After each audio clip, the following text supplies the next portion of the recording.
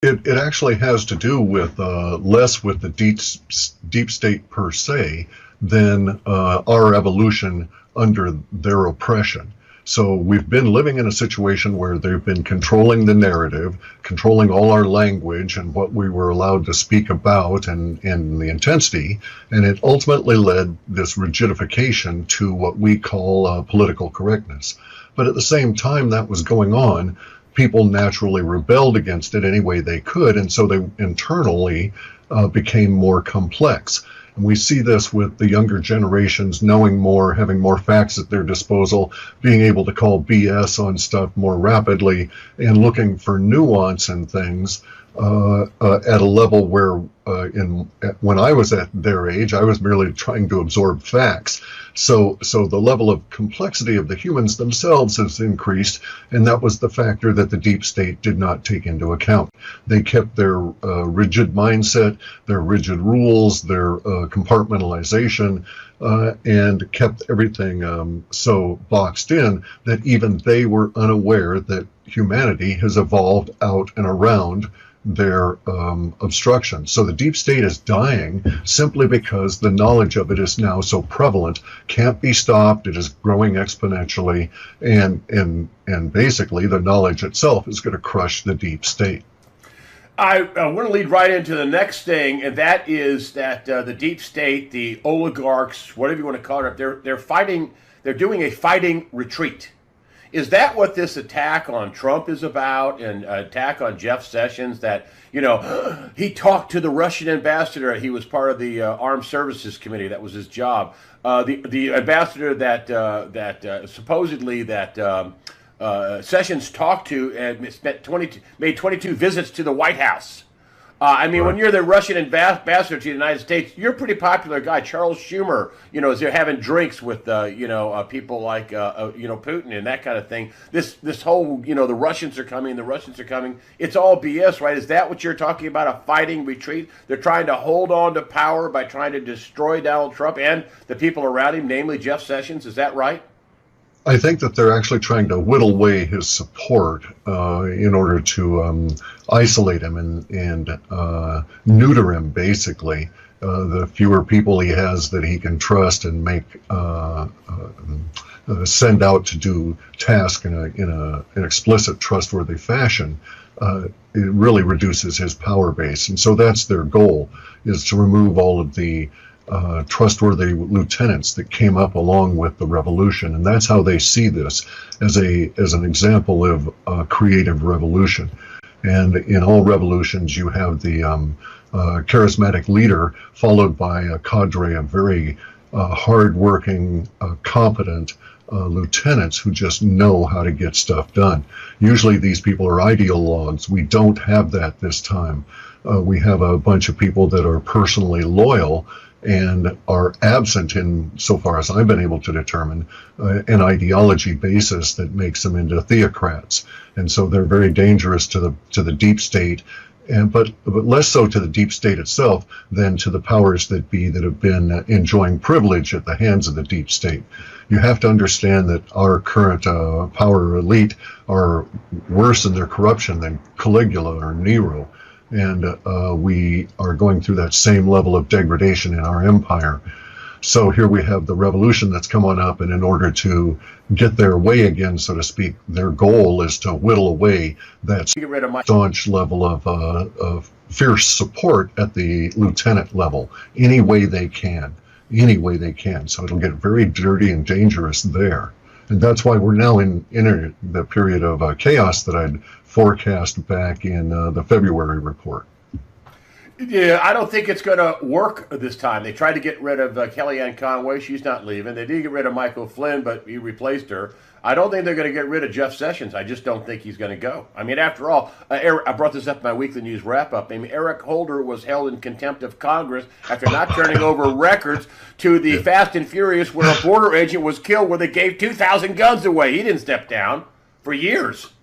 Right. Well, also part of the tactic is just that it's labeling. Okay, so it's they're actually trying a social tactic, not really a legal one. They want to have a trial in the public mind, not really get into a legalistic issue at all. And so, in my way of thinking, if you're willing to stand up there and say, "Okay, so you're calling me names, up yours, and I'll come right back at you and call you names too." That really is the appropriate way to deal with this at this point, and to actually force them to become embroiled in the legal system, because they will not. And this is shown repeatedly in the past few years that they can't afford the discovery. One of the big things that I see is this being ignored, and I want to know if it showed up in your data.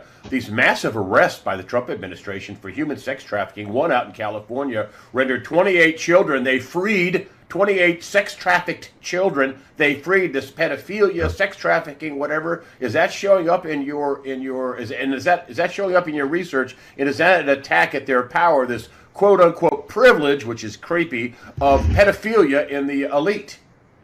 Yes, indeed. We discuss it in the report obliquely, because I don't want to give out anything that I should not and impede its progress at all. But it's a very key element here. I don't think of this as that. Maybe one could think of this as sort of one of the privileges of power, this indulgent in pedophilia, but at the same time, it's the way in which they blackmail these people and create a cohesive cadre, and get them to abandon their principles. And so it is, at this stage, the linchpin for the power elite that are currently in place. And they're very desperately afraid that any of this should come out. And thus we see very unusual activities in reports, for instance, that Obama is going to lead 30,000 people on a impeachment campaign and a revolution this spring. That the language is just really quite remarkable. Never in any previous election campaign that I've been able to see, except for one in the 1800s, do we have this level of emotional intensity after the election. Now, I also have the emotional wait, intensity. stop. I'm just going to interrupt you. Emotional Sure. intentionally, because Trump is going to go after these people, and they're freaking out. Is that You got is it. that, Oh yeah. Oh, they're desperately afraid. Oh, they're so afraid. It's horrific. I mean, I don't even like processing through the language that I get in what I call the powers that be entity, nor the press entity, simply because the language of fear is just so nasty to keep reading for hours as I do the processing for the report. These people are very desperately afraid for beyond for their lives. They're afraid at almost like an ego level that this stuff should not come on out, and at a level that is actually it actually comes out as stronger than you would fear for your life. well, look what happened to Denny Hastert, the former Speaker of the House. He got embroiled in a sex scam scheme with involved children, and he's ruined. He's done. He's toast. You're talking because nobody will buy into this. If you're doing evil stuff to children, you're done. You're done on Well, both sides. Is that right? that was their plan, was of course to remove that prohibition against it. Was to there was all this stuff that was going to be ladled out very rapidly after Hillary had won. For instance, if you look at Chelsea's book that they're not promoting at all, it's a good, interesting read, because it lays out exactly what they were after if you read between the lines. And so they were attempting to maneuver the social contract in such a way that pedophilia, cannibalism at the level of the elite would be accepted. And so that Evil. has failed. Pure evil. Exactly so. And so that has failed. And now, of course, the consequences are that it's exposed, and they really had no plan B. Once it's exposed at this level, people either accept it or they fight against it. And so it's kind of like on. And I don't want you to give up anything, but you're saying that this is going to blow sky high. It is on the track to be totally exposed. It will not be, the genie will not be put back in the bottle in the sex trafficking and pedophilia arena. Is that what you're saying? That's quite correct. We're at an intergenerational change. Within the generations, we get large themes, if you will, that seem to carry over for decades as these generations adopt them. The generations that are behind me at this point have adopted a more rigid idea of what the social contract is, absent any religion, and that social contract will not allow predation on children. In a year from now, you'll be shocked to see what's going to be going on relative to how corporations conduct business, and especially advertising. Oh, what do you mean by that? Shocked? I mean, in the long-term data, we have sets that are saying that, we're going to have committees of people that will be going through past advertising from corporations looking for embedded and subliminal messages, and then they're going to go after those corporations, saying we were damaged by them, we're going to sue you for this. And then there'll also be other people that will be saying, no, you can't use those words with that child's face to sell this product. We're not going to do it. Oh, boy. I want to move on to the banking system. And again, folks, this is a 37, I don't know, nearly 40 pages of report. So I'm just going to ting off some highlights here. And what I got in the report in a couple of different areas is the banks and the derivatives, and whether it's the European banks, namely Italian banks, or banks in California, or banks over here connected with real estate, banks are going to get into big trouble. It's going to expose a gigantic derivative bust. Could you please explain that? Is that correct? Is that what you're seeing? A lot of data on a derivative bust and the banks going down? Yeah, it's kind of interesting because it's showing up as being regional. So it's not going to be like a global derivatives bust all at once. It'll be like a large failure, say in a northern Italian bank, and then the derivatives that are associated with that bank ripple over to Deutsche Bank, and then maybe they're able to contain it a little bit, and so everybody breathes a sigh of relief. But then it breaks out over in Texas, and a bunch of regional banks in Texas shut down, and there's some pressure on some fracking wells, and then they get it contained with a little bit of a credit infusion from somewhere else, and then it spreads to California, and then it hops over to Asia, and then the next thing you know, it's back in Europe. And so we'll be fighting this basically derivatives disease, where it'll erupt and pop open there, and then another area over here, and so on. So that's going to be the modus operandi for the banks for the rest of this year. A lot of people in the data sets are going to get caught when these regional banks go down because they won't have access to their cash. Some of the banks won't recover, and it'll be really a nasty situation. Will that be one of those banks, be somebody like Wells Fargo, who had all Wells Fraud Go, that were committing all this fraud? They fired some big execs a few weeks ago, but they must have been capital impaired, in my opinion, because they wouldn't be committing massive fraud if they were doing that. Is something like Wells Fargo, could that bank like that be involved in your data sets? Is that a possibility? It is in there. It is showing. We see that their response is amputation.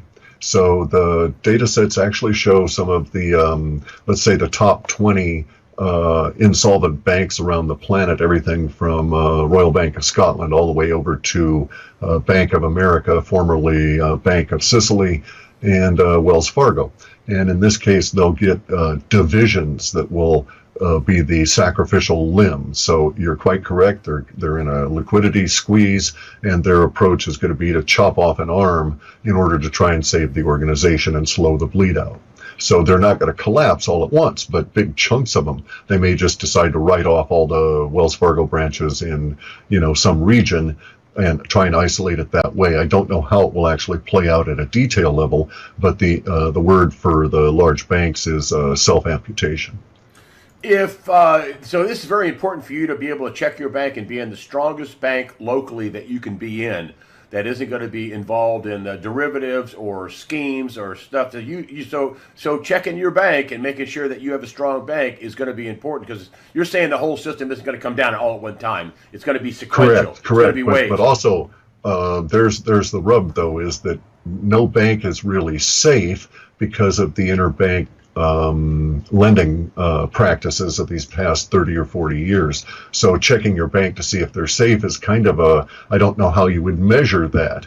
One thing maybe to do would be to get into savings and loans and credit unions as opposed to regular commercial banks that may have exposure that way.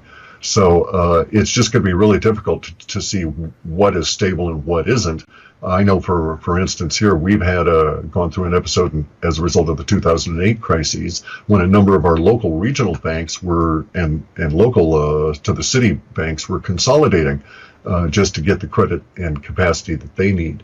And I suspect that same thing would naturally try to occur at this point in time, but we won't be able to. In other words, the regional banks won't be able to be absorbed by the big guys because the big guys won't have the capacity, nor will the regionals be able to absorb each other and form something larger because there's just not going to be any funding for it because fundamentally we're in a deflationary episode. So people are just going to lose their money in some of these banks. They're just not going to, they're going to close and not be able to open up. There won't be enough FDIC money to pay everybody off? Correct. That's quite clearly in the data, and we're all at great risk of that. It can go at any time in any given region. The saving grace, so to speak, is that it doesn't show as being national all in a day. So in that sense, it's not like Bill Holter's idea that it will spread that rapidly. It's as though they're actually going to be able to do some level of containment and isolate these regions and then attempt, that's at least the theory or thinking on their part, attempt to clean up those regions with the idea that the other regions are safe behind some kind of a wall. And it just isn't going to quite work that way. It'll keep spreading around and it's going to be ongoing. Once it starts, and it may have already, we saw the shutdown of several banks in Texas the other day for a period of time that was being blamed on a computer glitch. And it may be less of a computer glitch than an loan that didn't come through on the credit level of stuff. But once it starts here, it'll keep just bouncing around the planet until eventually all of the banking system has been affected, more or less. I mean, we actually do have there's some good banks, so to speak. I mean, we get. I'm laughing, but it's just because there was this little bank that showed up in Malta and another little one in Ireland that are going to be like the last two standing sort of thing at the end of this little episode of these next couple of years. I want to get into what you said in February that we're going to be entering a period of chaos. Well, we're entering a period of chaos. And I just had on David Stockman, it says, we're going to get a hard stop into the debt ceiling on March 15th. That's in less than 2 weeks. Also, the Federal Reserve is meeting on March 15th. And they're talking about now Wall Street is handicapping them a 90% chance to raise interest rates, which I think is wacky. Is this part of does the Trump rally stop right here and now in the month of March? Is that what you're saying? Okay, if you're defining the Trump rally as this stock market euphoria that's being pumped up by the Exchange Stabilization Fund, then pretty much. Our data shows that the chaos that really, as we now know, starts in mid-March or escalates in mid-March and runs very aggressively through May, will indeed be that kind of an event for our quote stock market. But I don't define a Trump rally that way, okay, because I don't see it that way. I see everything from these emotional sums. And so it's quite clear in my data sets, seeing these numbers pop up, that the Trump rally is going to keep on going for several years and has absolutely nothing to do with this dying legacy system that's built around the dollar. In my viewpoint, the Trump rally can be best expressed in the rising price of Bitcoin. And it can be best expressed in its following alternative currencies as well, the other light cryptos. Hold on a minute. I just want to jump in here. So the stock market may indeed crash, but the euphoria around Trump and the rally around Donald Trump and the ideas of Donald Trump, make America great again, make America first, honest business, go after the pedophiles, whatever it is, you think that's going to go on for years to come? Correct, quite correct. That what we have here is, in a surfing analogy, we've paddled into the wave. We're right up there. We're at the crest, and we're now getting ready to stand up on the board. And so we have indeed committed ourselves emotionally at a generational level to change. real change. And they tried to co-opt the change with Obama, and because they knew this wave was coming, and they were trying to work the numbers in their psycho-social historical way. Which was his mantra was hope and change. Hope and change, correct. See, they knew that this change wave was coming. They knew that this intergenerational change was coming. They were just trying to get out ahead of the wave. They're not surfers, though, guys. So they don't realize you can't force timing that way. And so it was doomed to fail. So now what we're going to have is we're going to have the legacy system. This idea of all these paper shares and 401ks and all of this kind of stuff is going to crumble behind us as we move forward with this intergenerational change and the rebuilding of America. And it is to Trump's credit as timing that it will be labeled with him all to hell and gone on this intergenerational change. But he's just a really good surfer on the wave that all of us are riding. So he's not particularly creating it. He's now our symbol for the unleashing of it, if you will.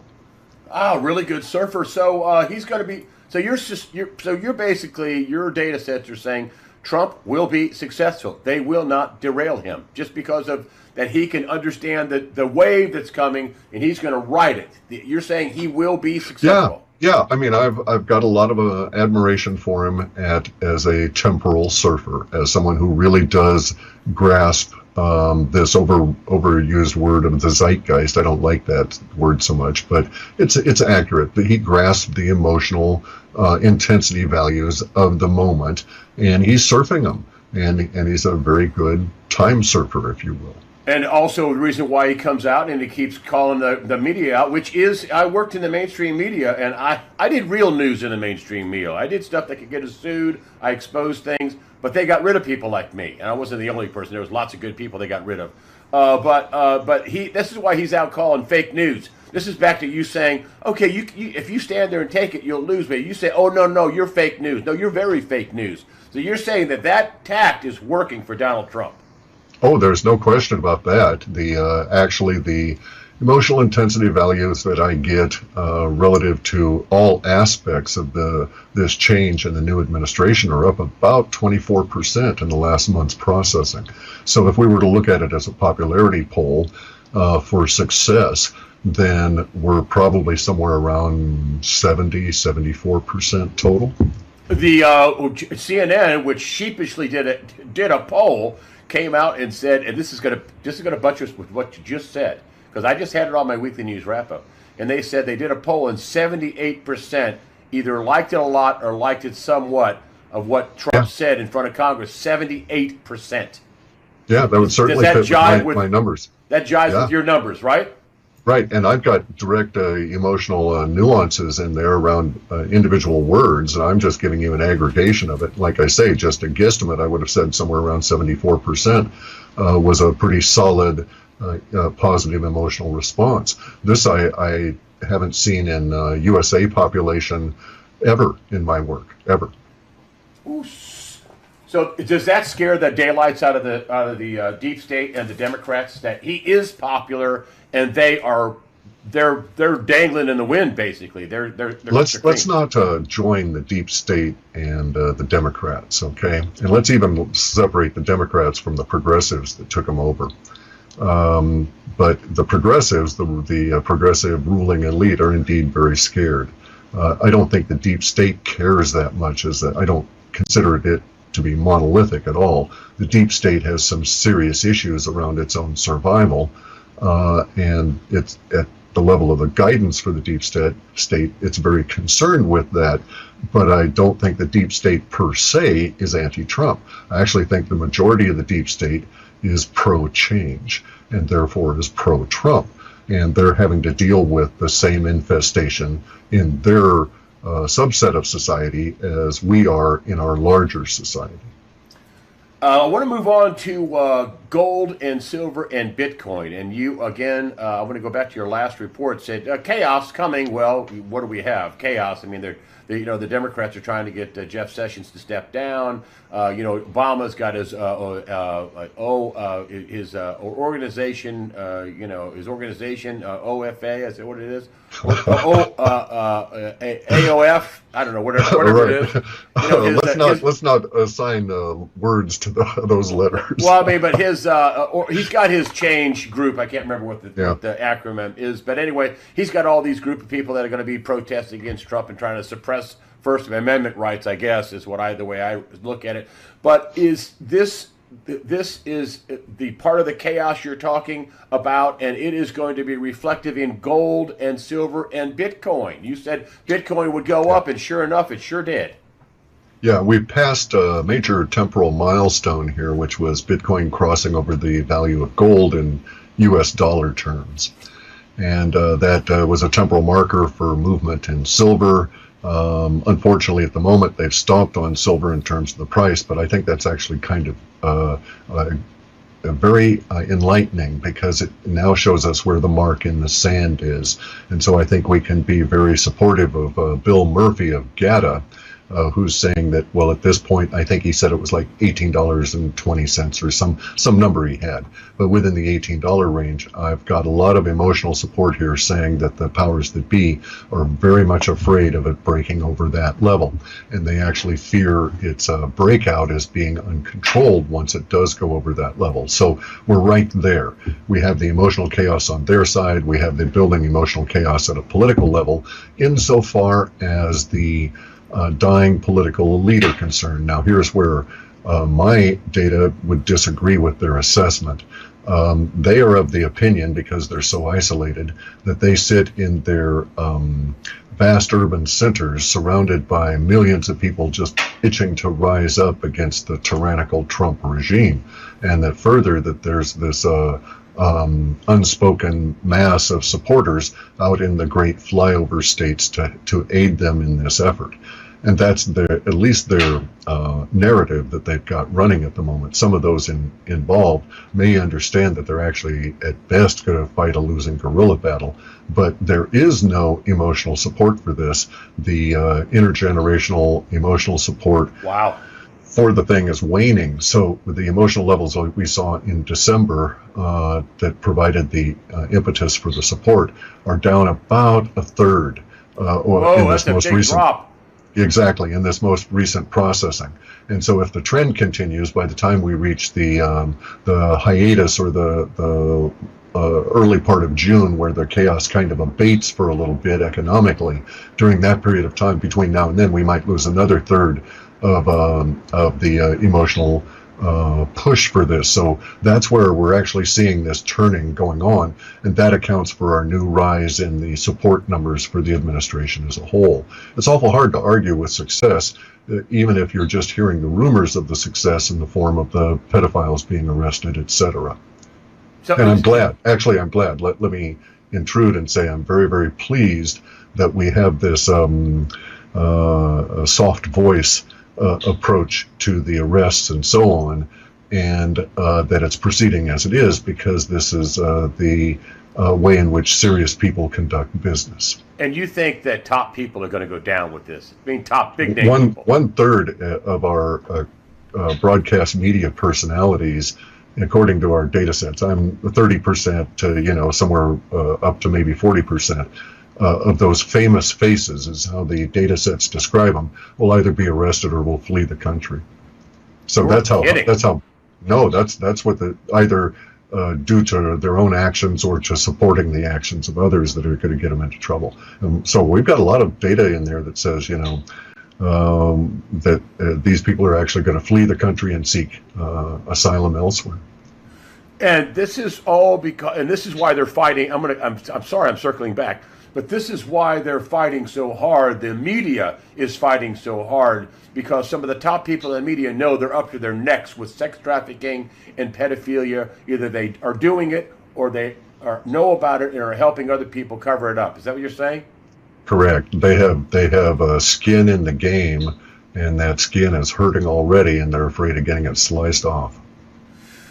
Wow, that's big. And then tell me about the price of silver. You're saying that the price of silver is going to actually at some point. And I know you're a big fan of Bitcoin because it's much harder to manipulate.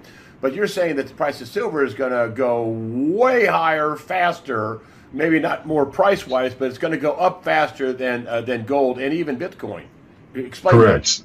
Correct. Silver's got a very interesting future ahead of us because for a number of years, it's going to be increasingly a key component of increasing complex hyper technologies. And so the growth rate, the projection of emotional attachment to silver escalates as we go forward, even out into 2022, which is about as far as I trust my numbers on this. But basically what's going to happen is the silver will break out this year. The manipulation will shift and end for a bit. They'll try and ratchet it back in, and then they'll fight this slippery upward from our viewpoint on price battle as they try and suppress the price, but every day they'll lose a little bit of their ability to suppress, and it'll just keep going on like that through this year. Then as we get up to the end of the year, somewhere, let's say October-ish, we'll get another breakout, and they may not be able to contain it at that point because of what's going to be coming out relative to technology then. And so the desperate need for silver will become dramatically evident to people all around the planet. And we actually have language of a great silver dishoarding over 2018 and 2019 in many Western countries where the governments, and via corporations who are seeking to make a profit, send people out to assay and purchase silver in the form of old silver plate, silver any way that it can be stripped off of anything, even getting to the point of buying old film stock chemicals, these kind of things, just to recover the silver. It'll become that precious as we go forward because of the many conflicting uses for it. The technologies, the hyper technologies, which will be energy related, and then the spin-offs that will be related to health, and then the monetization. Now, in the longer term, and wait, I just want to interrupt you 1 minute. Sure. In the longer term, your data. Hold that thought. So the price would have to be astronomical if they're trying to scrounge, silver off of film. The price would have to be astronomical. Am I wrong? It's got to be at least as high as $600 an ounce because of the relationship of that particular temporal marker and that price that goes all the way back in our data to 2003. And so I think it'll be much higher than that, and it will escalate very rapidly towards parity with gold, and then it will basically get too expensive to use as money. It'll become a hyper rare, pretty much industrial chemical only over like these next few years. So that'll extend, as I say, at least out into the 2022 to 2024 range, and then we may get some kind of a change. But as of this point, it shows that silver mining becomes a very lucrative profession here, 2019 onward, with the first mines just starting to show a little bit of stuff in the early 2020s due to new technology, not due to standard operating procedures. And if silver is $600 an ounce at least, what does that put gold? 3, 2, 3, 4,000, 5,000? What does that put gold? The next number we have for gold is about 4,800. Okay, so we show a slight pullback somewhere in the neighborhood of $4,800 US per ounce of gold. I would say that we're looking maybe before March of next year, just making a guesstimate about it because of it'll be 1/3 the value of Bitcoin at that point.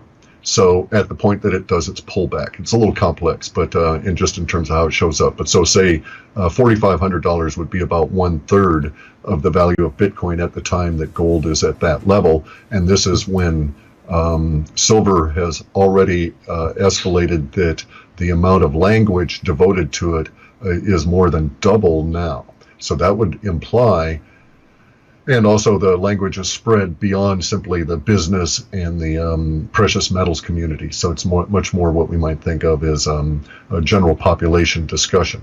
And that would imply that more than 1% of the populace is attempting to buy it. So I would suspect, again, that we're looking at well over $1,000 an ounce for silver at that point. And 4,500 for gold. Is that what you're saying? 4,800, and then it drops down about $300, and then the data shows that when it's dropped down to that point, just curiously, it happens to match for a brief period of time exactly 1/3 of the price of Bitcoin when gold does that little dip, and then it's back up again. So I mean, you're telling Bitcoin's going to be $1,400 an ounce, 14,000 an ounce. $13,000 or $13,008 or something. I think that is the target that the data shows as of February of next year. Oh boy! You're talking about exploding gold, silver, and Bitcoin prices. Exploding. No. Sorry, Bitcoin is simply escalating. It doesn't explode until 2019.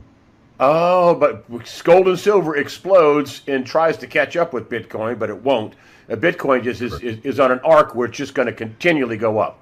Let me give you some shocking numbers here. If you just looked at it against Bitcoin, against existing stockpile of gold right now, and you recognize that they both had attributes that made them similar, there's one Bitcoin available on the planet for ounces of gold. Oh boy. Huh. That's so yeah, wow. And you can't and can't you just manufacture more Bitcoin? No, there's the finite limit of the 21 million that'll be created, and that's it.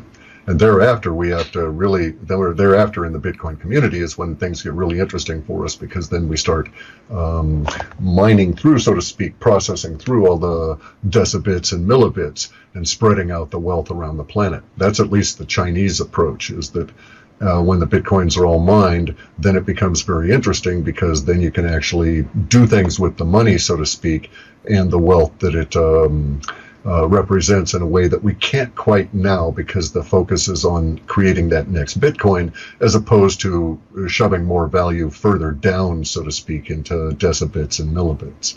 And where do you think ultimately, in the 2020, 2025 range, where do you think gold and silver end up? In the years 2020, 2025, whatever, in that time frame?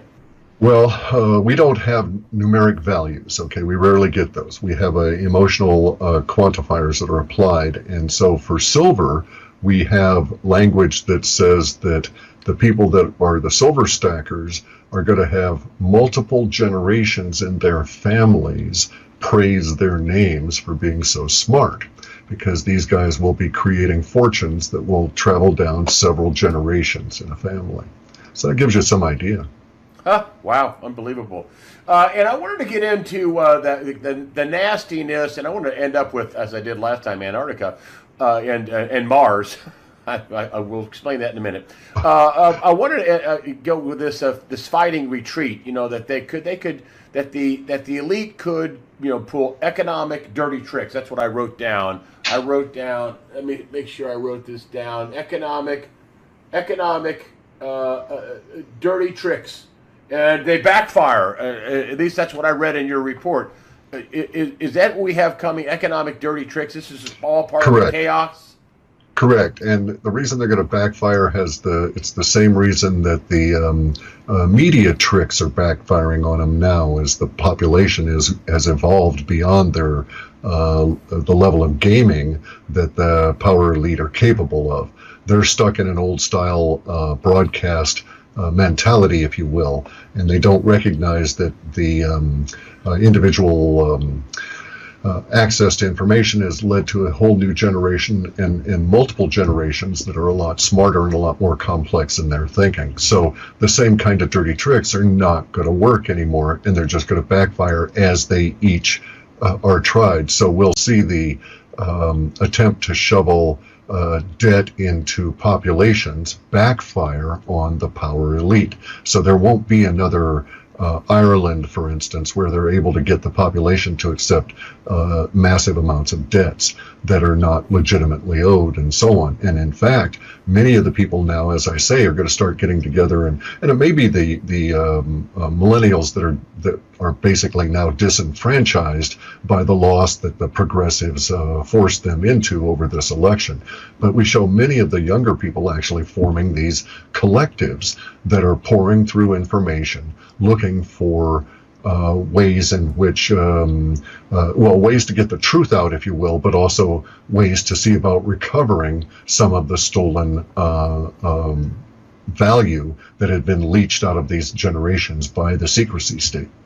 And then one last, well, I wanted to say too that probably half my audience is like 34, 35 and younger, which I'm surprised. I'm an old guy. So, but people are trying to, young people want the truth. I mean, they're more attuned to what's going on than older people. Am I wrong? No, you're quite correct. Except I think your audience is much larger in terms of the demographics towards the millennial and post-millennial generations. I think a lot more young guys watch your stuff than you would think. But you're quite correct about that. The complex mind is no longer satisfied with the simple edict of believe this because I tell you. Okay. And last thing, I wanted to get this in. People are fascinated by this. I had Steve Quayle on, who wrote a couple of books on Antarctica, and you in your data sets came up with Antarctica and Mars connection. Can you tell me about the Antarctica-Mars connection in your data sets? There's actually many layers of the connection there between Mars and Antarctica. One of the chief things we're going to discover, though, is that when we get into Antarctica, and especially in the pyramids, is this relationship between pyramid culture here and on our planet, that we are now living in the remnant of that once great culture, and a pyramid culture that is on other planets in our solar system, Mars among them. And so the looking at the archaeology, so to speak, and the anthropology that will come out of Antarctica will give us an insight to what had occurred on Mars, and basically what was going on way back when that we just don't have a clue about. We're talking about pre-flood stuff. Oh, correct. Oh, yeah. Yeah, there's just a lot we don't know about what happened before the flood. I mean, just a lot we don't know. Technology, are they going to reveal more technology? And that's part of the silver story. That is, the technology is going to be revealed, not just from Antarctica, but in all this technology that the deep state, that the powers that be, whatever, have been withholding. When that gets revealed, people are going to go, oh my gosh, we need silver, because all this technology is going to be revealed. Correct, and we've actually even seen concrete, if you will, linguistic proof of this in the last two lines of the State of the Union speech, where Trump says the government has these suppressed technologies he wants to see get out. And yes, once the technology comes out, silver will be determined to be quite valuable, simply because it has this interesting characteristic as a metal. It has these two naturally occurring stable isotopes. This is very rare. Most metals have multiple stable isotopes. Gold only has one. Tungsten has 0. And what we're going to discover, according to our data, is that with silver we can create a state that's between those two stable isotopes and gets silver to be unstable, if you will, and enjoy all these fantastic properties as a result of that. Cryptocurrency News Channel. Your new future. Thank you. Follow us on YouTube.